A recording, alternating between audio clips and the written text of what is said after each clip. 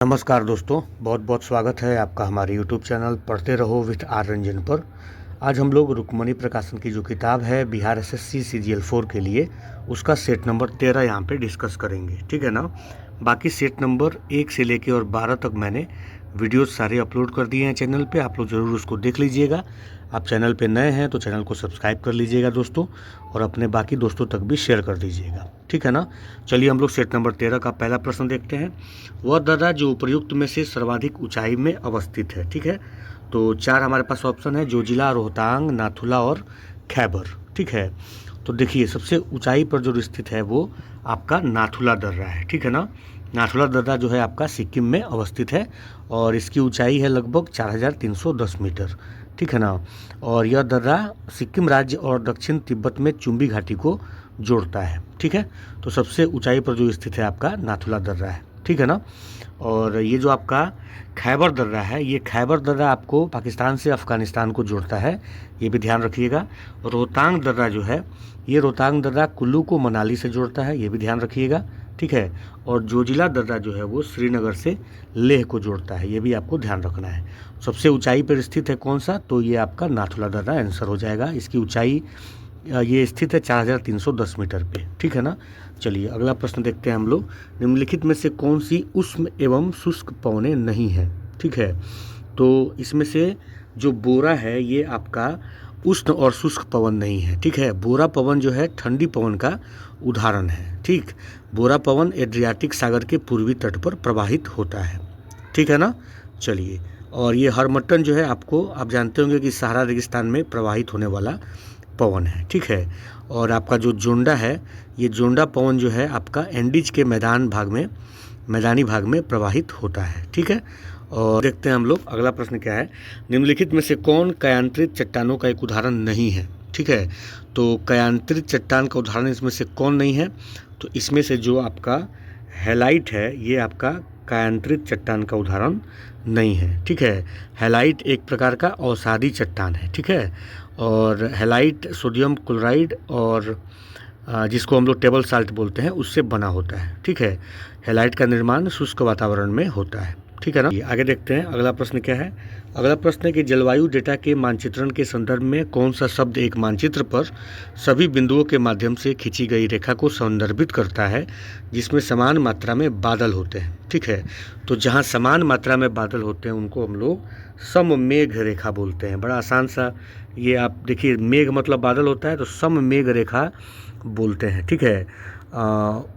एक ऐसा शब्द है जो एक मानचित्र पर सभी बिंदुओं के माध्यम से खींची गई रेखा को संदर्भित करता है जिसमें समान मात्रा में बादल होते हैं, ठीक है। चलिए, दक्षिण भारत में सर्वाधिक गन्ना उत्पादक राज्य कौन है, तो दक्षिण भारत में सर्वाधिक गन्ना उत्पादक राज्य कौन है, महाराष्ट्र है, ठीक है। दक्षिण भारत में सर्वाधिक गन्ना उत्पादन करने वाला राज्य है महाराष्ट्र, ठीक है।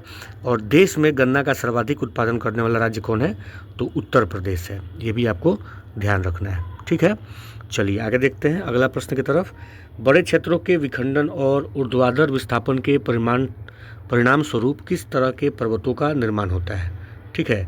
तो बड़े क्षेत्रों के विखंडन और ऊर्ध्वाधर विस्थापन के परिणाम स्वरूप ब्लॉक पर्वतों का निर्माण होता है, ठीक है। ब्लॉक पर्वत का निर्माण होता है और ब्लॉक पर्वतों के बनने के बाद नीचे धंसे हुए भाग को धसान घाटी कहते हैं, ठीक है। ब्लॉक पर्वत आमतौर पर दो समानांतर दरारों के बीच होते हैं। ब्लॉक पर्वतों के बनने की वजह से भ्रंश घाटियाँ भी बनती हैं, ठीक है। ब्लॉक पर्वत के उदाहरण है जैसे कि ब्लैक फॉरेस्ट जर्मनी में, सॉल्ट रेंज पाकिस्तान में, विंध्य और सतपुड़ा पर्वत हमारे भारत में, ठीक है। चलिए अगला प्रश्न देखिए।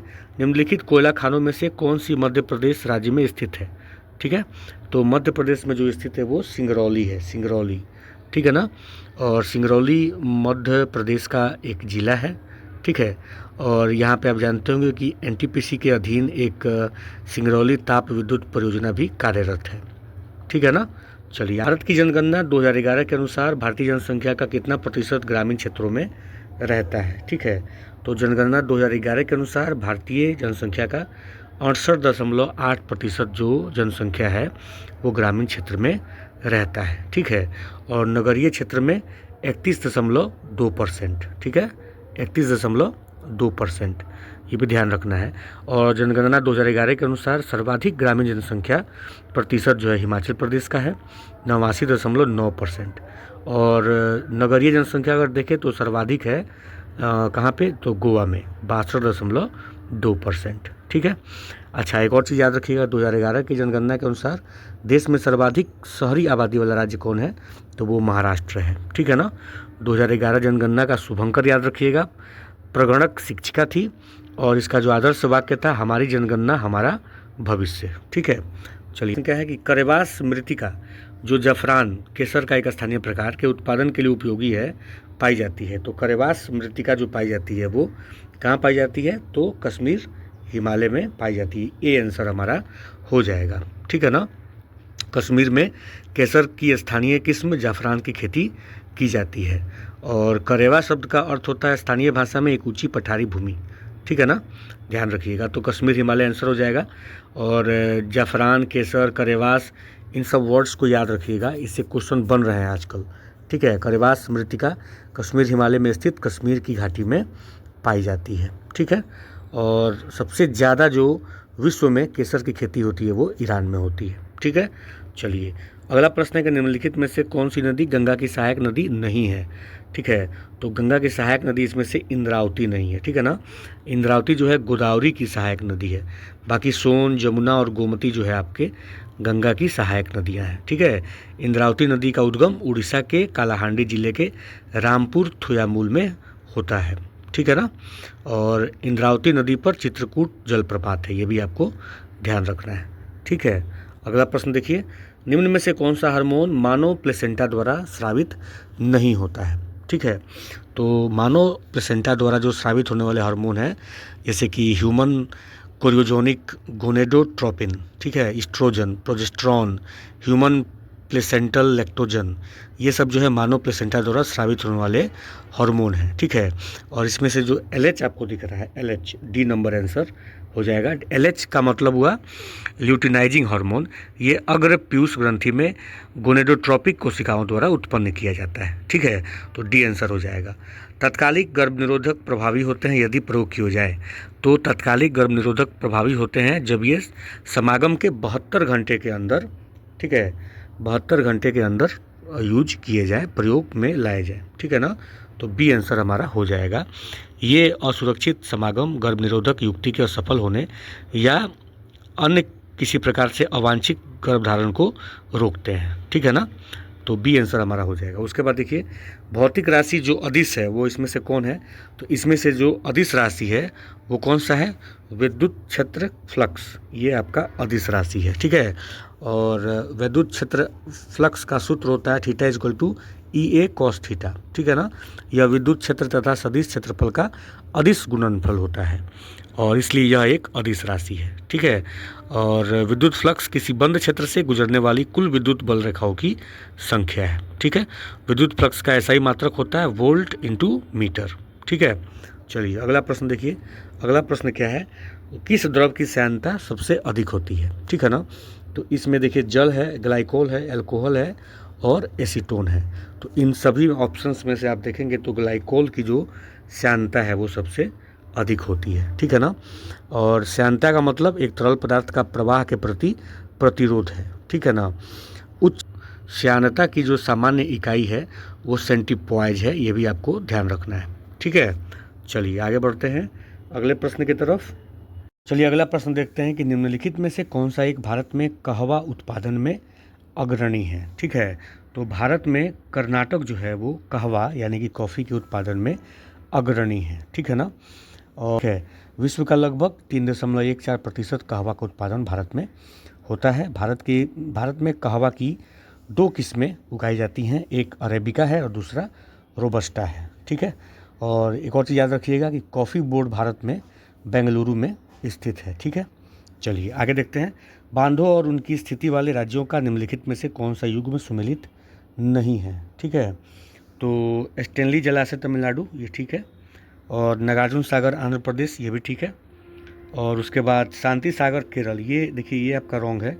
सी आंसर हमारा हो जाएगा। शांति सागर जो है ये कर्नाटक राज्य में स्थित है। ठीक है। शांति सागर एक झील है जो कर्नाटक राज्य में स्थित है।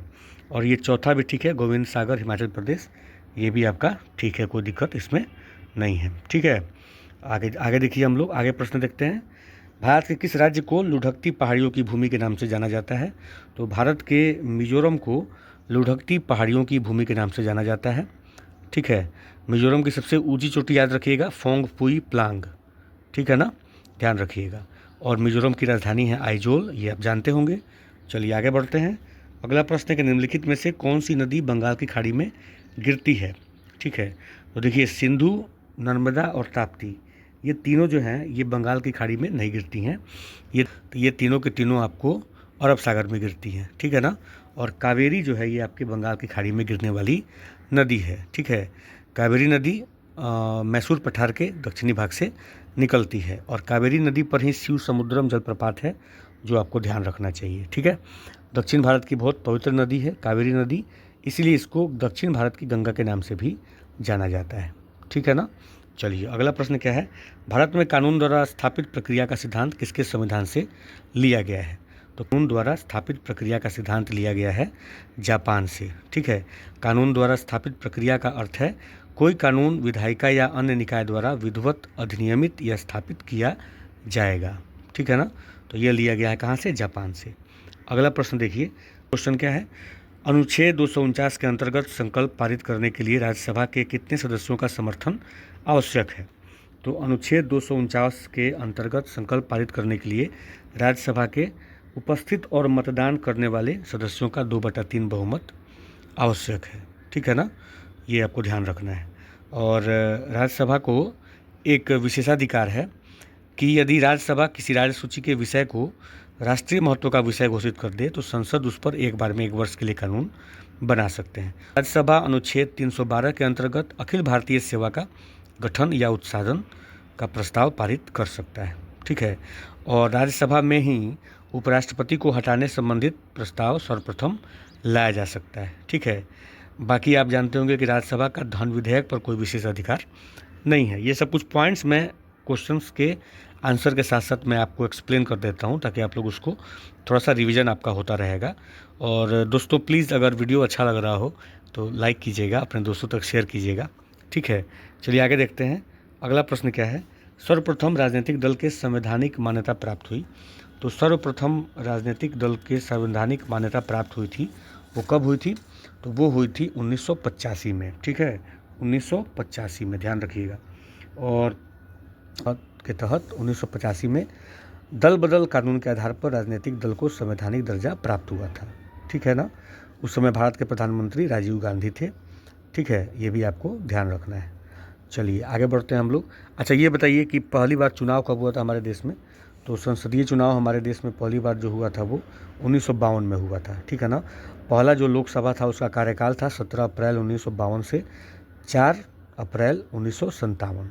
ठीक है, चलिए आगे बढ़ते हैं हम लोग। अध्यक्ष और उपाध्यक्ष की अनुपस्थिति में उसके कार्य कौन करता है? तो अध्यक्ष और उपाध्यक्ष की अनुपस्थिति में कार्य का जो निर्वहन है वो सदन का वरिष्ठतम सदस्य करता है। ठीक है ना, वरिष्ठतम सदस्य करता है। ठीक है, भारतीय संविधान के अनुच्छेद 93 में अध्यक्ष और उपाध्यक्ष पद का उल्लेख है। ठीक, अगले प्रश्न की तरफ। किसका कथन है, मुझे इस आरोप के संबंध में कोई क्षमा नहीं मांगनी है कि संविधान के प्रारूप में भारत सरकार अधिनियम 1935 के एक बड़े भाग को पुनः उत्पादित कर दिया गया है? ठीक है, तो यह जो कथन है डॉक्टर भीमराव अंबेडकर जी का है। ठीक है ना, डॉक्टर भीमराव अंबेडकर जी का। और उन्होंने ही कहा था कि मुझे इस आरोप के संबंध में कोई क्षमा नहीं मांगनी है कि संविधान के प्रारूप में भारत सरकार अधिनियम 1935 के एक बड़े भाग को पुनः उत्पादित कर दिया गया है। संविधान का लगभग 70% भारत सरकार अधिनियम 1935 से ही लिया गया है। ठीक है ना, और यह बयान दिया गया था 4 नवंबर 1948 को संविधान सभा में डॉक्टर भीमराव अंबेडकर के द्वारा। ठीक है, उन्होंने कहा कि किसी से उधार लेने में कोई शर्म की बात नहीं है, हमने कोई चोरी नहीं की है और संविधान के मूल विचारों के लिए किसी का कोई पेटेंट अधिकार नहीं है। आप लोग जानते होंगे कि अंबेडकर जी भारत के संविधान के प्रारूप समिति के अध्यक्ष थे। ठीक है ना, चलिए आगे देखिए। वर्ष 2000 में बिहार से बनाए गए झारखंड राज्य के निर्माण के बाद बिहार विधानसभा की सदस्य संख्या कितनी थी? ठीक है, तो जब झारखंड बना दिया गया तो उसके बाद बिहार का जो विधानसभा का संख्या है वो 243। ठीक है, झारखंड अलग हुआ था 2000 में, डेट याद रखिएगा 15 नवंबर 2000 को। ठीक है, झारखंड बनने से पहले बिहार में जो विधानसभा की संख्या थी सदस्यों की 324। ठीक है, लेकिन बाद में जब डिवीज़न हो गया तो 243 है विधानसभा सदस्यों की संख्या। और विधान परिषद में बिहार में सदस्यों की संख्या है आपका सीट की संख्या कितना है 75। ठीक है, चलिए आगे बढ़ते हैं हम लोग अगले प्रश्न की तरफ।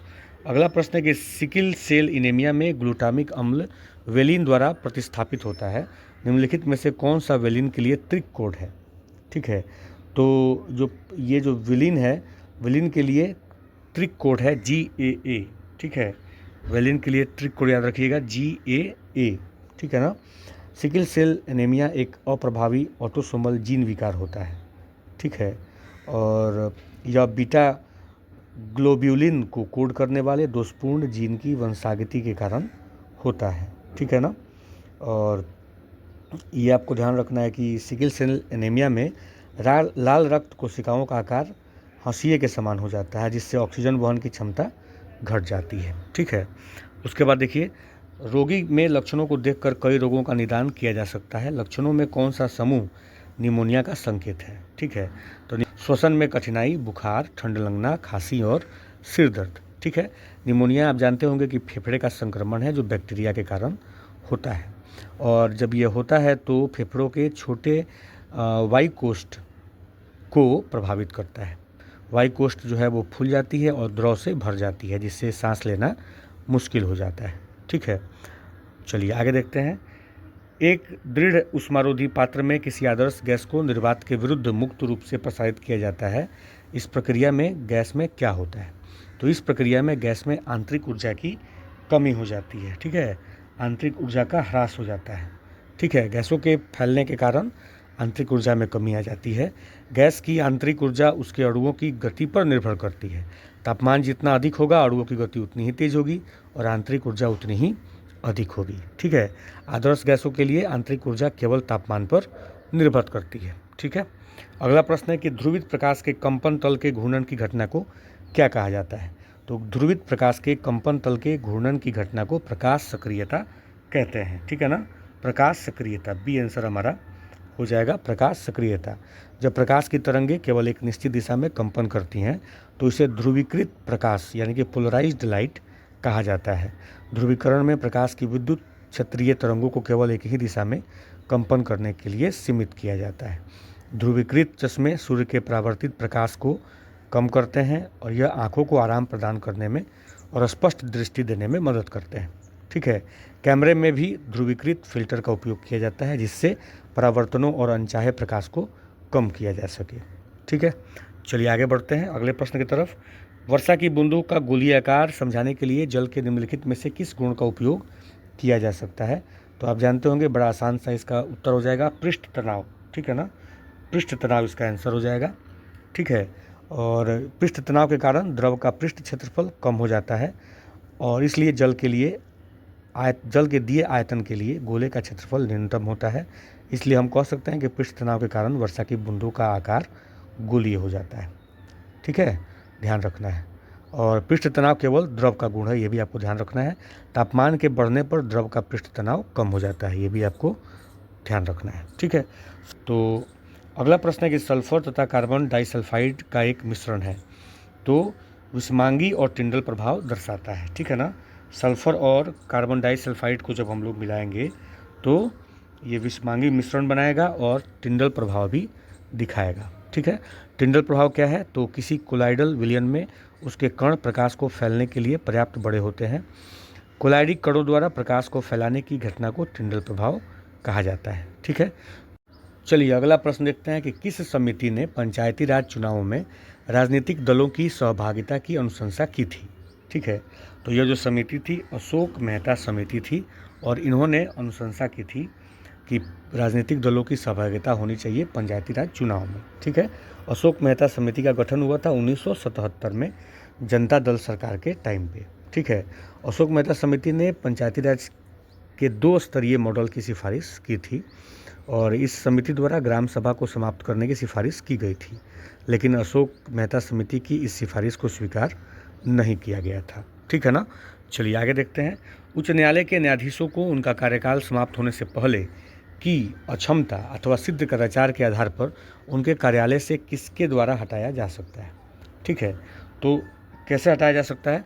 संसद के दोनों सदनों की सिफारिशों के आधार पर राष्ट्रपति के द्वारा। ठीक है ना। उच्चतम न्यायालय और उच्च न्यायालय के न्यायाधीशों को संसद के द्वारा महाभियोग जैसी प्रक्रिया द्वारा हटाया जा सकता है। ठीक है, महाभियोग जैसी प्रक्रिया द्वारा ही मुख्य निर्वाचन आयुक्त और नियंत्रक एवं महालेखा परीक्षक को उनके पद से हटाया जा सकता है। ठीक है, चलिए आगे बढ़ते हैं अगले प्रश्न की तरफ। कौन इसमें से बेमेल है? प्रांत में द्वैत शासन 1919 बिल्कुल ठीक है, कोई इसमें दिक्कत नहीं है, आपका पहला एकदम करेक्ट है। और खेड़ा आंदोलन 1917 जी नहीं, खेड़ा आंदोलन हुआ था 1918। ठीक है ना, तो ये आपको बेमेल आपको एक दिख गया। ठीक है, चुआर विद्रोह 1795 बिल्कुल ठीक है। और पावना विद्रोह 1873 ये भी आपका ठीक है। तो बेमेल हो जाएगा बी, तो बी आंसर हमारा हो जाएगा, करेक्ट कर लीजिएगा। ठीक है, चलिए आगे देखते हैं। निम्न में से किस युग्म को स्वतंत्रता आंदोलन काल में फांसी दी गई? अंग्रेजों अगला प्रश्न है कि निम्न में से किस युग्म को स्वतंत्रता आंदोलन काल में फांसी दी गई जो यूके में किया गया? ठीक है, तो यूके में फांसी दिया गया दो आदमी को, मदन लाल ढींगरा और उधम सिंह को। ठीक है, तो सी हमारा इसमें आंसर हो जाएगा, ध्यान रखिएगा।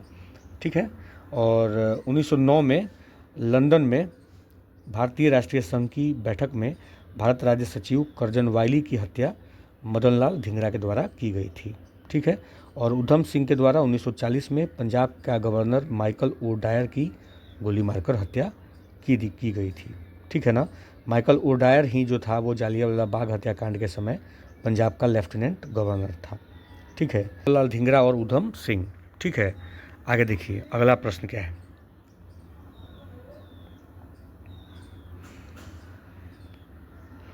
दास प्रथा को समाप्त करने का श्रेय जाता है, तो दास प्रथा को समाप्त करने का जो श्रेय जाता है वो लॉर्ड एलन बरो को जाता है। ठीक है, और 1843 में, याद रखिएगा 1843 यानी कि 1843, ये आपको ध्यान रखना है। ठीक है, और ये जो आपका एलन बरो 1842 से 1844 के बीच में भारत का गवर्नर जनरल था। ठीक है ना, और इसके ही शासनकाल में आपको दास प्रथा को पूर्णतः अवैध घोषित कर दिया गया था।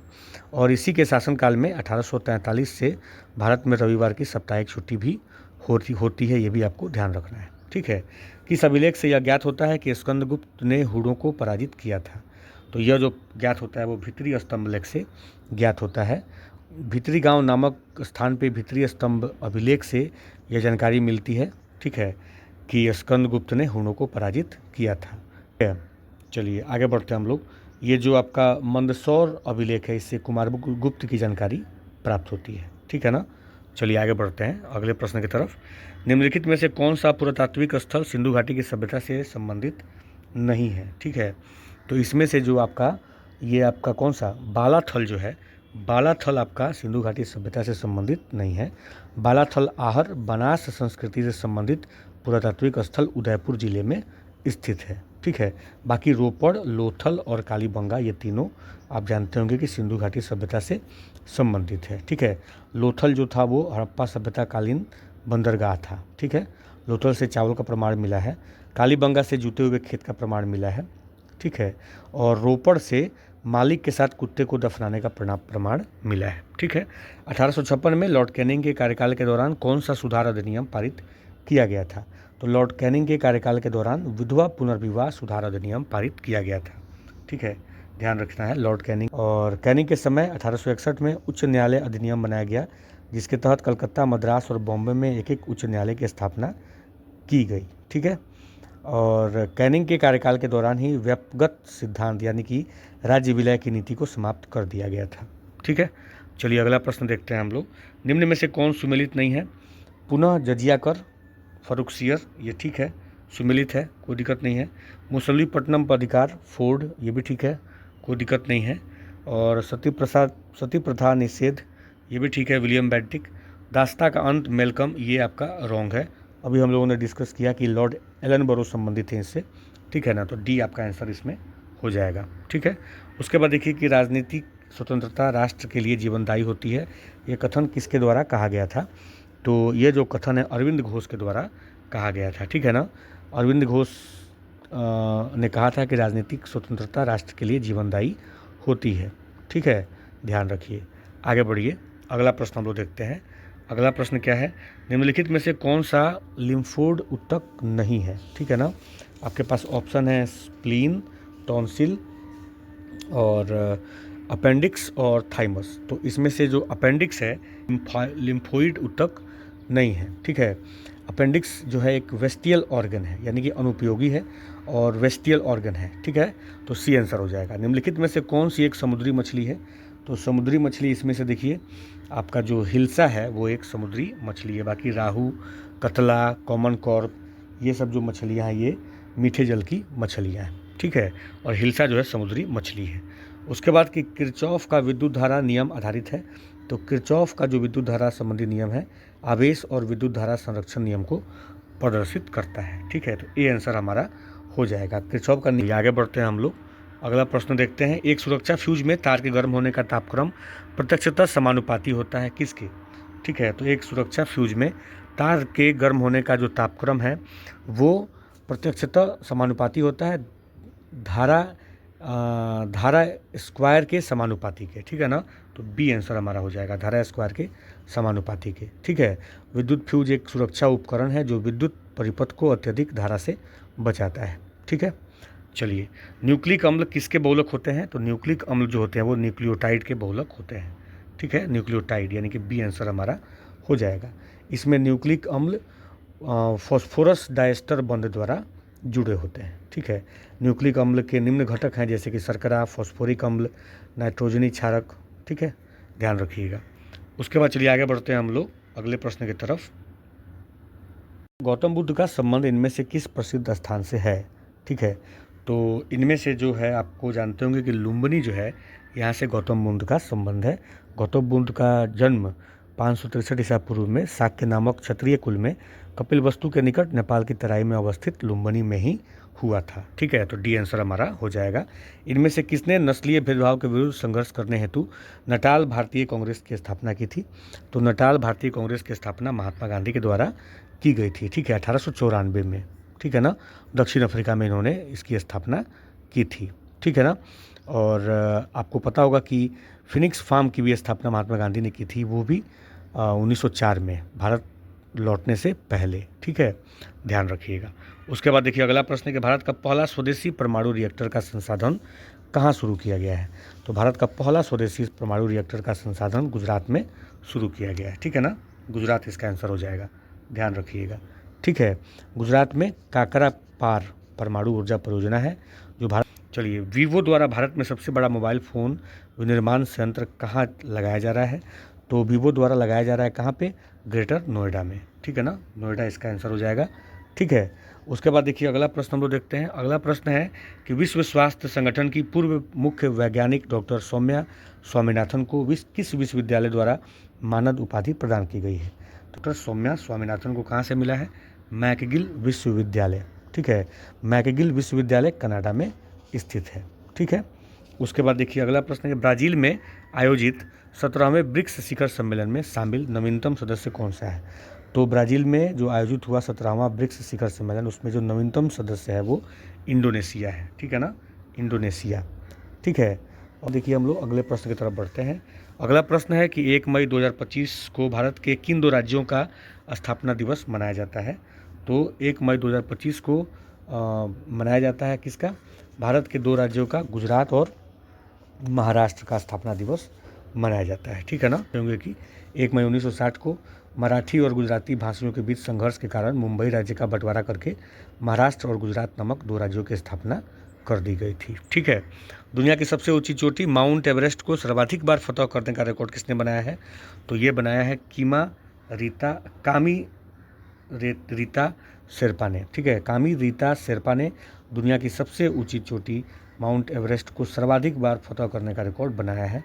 2025 में नेपाल की कामी रीता ने 31वीं बार 31st टाइम, ठीक है, 31वीं बार माउंट एवरेस्ट पर चढ़कर इन्होंने विश्व रिकॉर्ड बनाया। ठीक है, आगे देखते हैं कि नेपाल सरकार ने आधिकारिक तौर पर किसको देश की पर्यटन राजधानी घोषित किया है। तो देश की पर्यटन राजधानी नेपाल ने घोषित किया है पोखरा को। ठीक है, बहुत खूबसूरत जगह है, ठीक है। उसके बाद देखिए किस देश ने पाकिस्तान को हराकर सुल्तान अजलान शाह कप 2024 का खिताब जीत लिया। तो ये जो खिताब जीता था किसने, जापान ने जीता था। ठीक है, और जापान ने पहली बार सुल्तान अजलान शाह ट्रॉफी जीती है। ठीक है, हॉकी खेल से संबंधित है यह जो सुल्तान अजलान शाह कप है, ये भी आपको ध्यान रखना है। ठीक है, आज अगला प्रश्न देखिए कि जैव सक्रिय पदार्थों और उनकी भूमिकाओं की निम्न सूची का मिलान करें।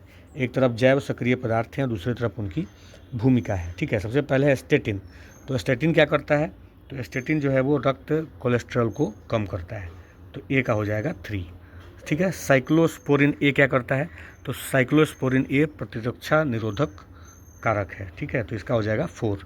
उसके बाद स्ट्रेप्टोकाइनेज क्या करता है, तो स्ट्रेप्टोकाइनोज रक्त वाहिकाओं से थक्कों को निकालता है, तो ये हो जाएगा आपका 2। और लाइपेज क्या करता है, तो तेल के दाग को हटाता है, तो इसका आ जाएगा 1। तो ए का 3, बी का 4, सी का 2 और डी का 1, तो आंसर हो जाएगा हमारा ऑप्शन नंबर डी। ठीक है, चलिए आगे बढ़ते हैं। निम्नलिखित की अनुपस्थिति में एक पुनर्योगज डीएनए अणु का उत्पादन किया जा सकता है। तो किसकी अनुपस्थिति में एक पुनर्योगज डीएनए अणु का उत्पादन किया जा सकता है, तो एस्चेरिचिया कोलाई। ठीक है ना, एस्चेरिचिया कोलाई की अनुपस्थिति में एक पुनर्योगज डीएनए अणु का उत्पादन किया जा सकता है। के बाद देखिए समतल ध्रुवित प्रकाश का घूर्णन मापा जा सकता है। तो समतल ध्रुवित प्रकाश का घूर्णन मापा जा सकता है पोलेरीमीटर के द्वारा। ठीक है, पोलेरीमीटर आपका सी आंसर हो जाएगा। और यदि प्रकाश तरंगों का कंपन प्रकाश संचरण की दिशा के लंबवत तल में एक ही दिशा में हो और प्रत्येक दिशा में समपित न हो, तो इस प्रकाश को समतल ध्रुवित प्रकाश कहा जाता है। ठीक है, आगे बढ़ते हैं हम लोग। अगला प्रश्न है कि निम्नलिखित अम्लों में से कौन सा अम्ल एक विटामिन है। तो इसमें से देखिए जो एस्कॉर्बिक अम्ल है यह एक प्रकार का विटामिन है। ठीक है, और यह विटामिन सी है। ठीक है ना, ध्यान रखना है। ठीक है, चलिए आगे बढ़ते हैं हम लोग। प्रश्न देखिए, पूर्वी क्षेत्रीय परिषद की 27वां बैठक कहाँ आयोजित हुआ। ठीक है, तो पूर्वी क्षेत्रीय परिषद की 27वीं जो बैठक आयोजित हुई वो कहाँ आयोजित हुई थी, रांची में। ठीक है ना, रांची इसका सही आंसर हो जाएगा। 10 जुलाई 2025 को आयोजित हुई थी और इसकी अध्यक्षता जो है वो केंद्रीय गृह मंत्री अमित शाह के द्वारा किया गया था। ठीक है, वर्ष 2025 में शुभांशु शुक्ला किस मिशन के तहत अंतरिक्ष में गए थे, तो आप जानते होंगे कि एक्जियोम 4 मिशन के तहत शुभांशु शुक्ला अंतरिक्ष में गए थे। ठीक है, भारतीय संविधान के अनुच्छेद 343(1) के अनुसार डैश लिपि में लिखी हुई हिंदी भाषा भारत की राजभाषा होगी। तो हिंदी भाषा की जो लिपि होती है आप जानते हैं कि देवनागरी है। ठीक है, और इसका चर्चा कहाँ है, तो अनुच्छेद 343(1) में। ठीक है ना, चलिए आगे देखिए। योजना आयोग की स्थापना डैश को हुई थी। ठीक है, और योजना आयोग की शुरुआत 1 अप्रैल 1951 से पहली पंचवर्षीय योजना 1951-56 के शुभारंभ के साथ हुई थी। ठीक है, तो योजना आयोग की स्थापना हुई थी 15 मार्च 1950 को। ठीक है ना, 15 मार्च 1950, ध्यान रखिएगा। अब तो योजना आयोग रहा नहीं। ठीक है, उसके जगह पे नीति आयोग हो गया है, ये भी आप जानते होंगे। ठीक है ना, चलिए आगे हम लोग बढ़ते हैं अगले प्रश्न की तरफ। अगला प्रश्न है कि केंद्र सरकार की दूसरी जनसंख्या नीति राष्ट्रीय जनसंख्या नीति एनपीपी भारत में किस वर्ष में बनाई गई थी। तो दूसरी जो राष्ट्रीय जनसंख्या नीति थी वो 2000 में बनाई गई थी। ठीक है ना, सन 2000 में इसको बनाया गया था। ठीक है, जनसंख्या नीति 2000 का तात्कालिक लक्ष्य प्रजनन और शिशु की देखभाल की समुचित व्यवस्था और गर्भ निरोधकों एवं स्वास्थ्य सुविधाओं का बुनियादी ढांचा विकसित करना था। ठीक है ना, चलिए उसके बाद देखिए हम लोग अगले प्रश्न की तरफ चलते हैं। निम्नलिखित में से कौन बांग्लादेश के ग्रामीण बैंक के संस्थापक हैं। तो बांग्लादेश के ग्रामीण बैंक के संस्थापक जो थे वो मोहम्मद यूनुस। ठीक है, ध्यान रखना है। 2 अक्टूबर 1983 को बांग्लादेश ग्रामीण बैंक की स्थापना हुई थी। ठीक है, उसके बाद डबलिन किस देश की राजधानी है। तो डबलिन जो है वो आयरलैंड देश की राजधानी है। ठीक है ना, ध्यान रखिएगा। आइसलैंड की राजधानी क्या है, तो रेक्याविक है। और न्यूजीलैंड की राजधानी कहाँ है, तो न्यूजीलैंड की राजधानी है वेलिंगटन। और इंग्लैंड का आप जानते हो इंग्लैंड की राजधानी है लंदन। ठीक है, चलिए Swami Vivekananda the West new discoveries नामक पुस्तक के लेखक कौन है। तो Swami Vivekananda the West new discoveries नामक पुस्तक के जो लेखक हैं उनका नाम है मैरी लुइस बर्क। ठीक है, मैरिस लुइक बर्क। ठीक है, राष्ट्रीय पोषण मिशन को किस वर्ष शुरू किया गया था। तो राष्ट्रीय पोषण मिशन को शुरू किया गया था 8 मार्च 2018 को। ठीक है, 8 मार्च 2018। ठीक है, अगला प्रश्न है कि म्यांमार को स्वतंत्रता किस वर्ष मिली। तो म्यांमार को स्वतंत्रता मिली थी 1948 में। ठीक है ना, 48। ठीक है, चलिए आगे देखते हैं। अगला प्रश्न है कि बैसिलस थुरिंजियंसिस के विष के सक्रियण के लिए ट्रिगर कौन है। तो बैसिलस थुरिंजियंसिस के विष के सक्रियण के लिए ट्रिगर जो है वो आंत का क्षारीय पीएच है। ठीक है, आंत का क्षारीय पीएच। ठीक है, ध्यान। उसके बाद है कि इकोटोन क्या है। तो इकोटोन जो होता है वो दो समुदायों के बीच एक संक्रमण क्षेत्र होता है। ठीक है ना, दो समुदाय के बीच एक संक्रमण क्षेत्र होता है। ठीक है, तो देखिए आसन्न बायोटिक यानी कि प्राकृतिक समुदाय के बीच प्रायः एक ठीक सीमा रेखा नहीं होती है, अतः दो समुदायों के आसपास दोनों समुदायों की आबादी का प्रतिनिधित्व किया जाता है और दो समुदायों के बीच इस संक्रमण क्षेत्र को एक इकोटोन के रूप में संदर्भित किया जाता है। ठीक है ना, चलिए आगे देखते हैं हम लोग। अगला प्रश्न है कि दो विभिन्न फोकस दूरी वाले लेंसों को उनकी फोकस दूरियों के योग के बराबर दूरी पर रखा गया है। इस लेंस संयोजन की शक्ति क्या होगी। ठीक है, तो इसकी जो संयोजन शक्ति होगी वो कितनी होगी, वो 0। ठीक है ना, 0 हो जाएगी। ये आपको कैलकुलेट करना पड़ेगा। संयोजन का सूत्र क्या होता है कि 1/f equal to 1/f1 plus 1/f2 minus d/f1 f2। ठीक है, इसको आप सॉल्व कीजिएगा तो आपका आंसर आएगा 0। ठीक है, तो आप लोग इसको कोशिश कीजिएगा। अगर आप नहीं कर पाइएगा तो मुझे प्लीज़ बताइएगा, मैं सॉल्यूशन आपको दे दूंगा। ठीक है, उसके बाद देखिए आणविक आकृति के आधार पर प्रोटीनों को दो वर्गों यानी रेशेदार प्रोटीन और गोलिकाकार प्रोटीनों में वर्गीकृत किया जा सकता है।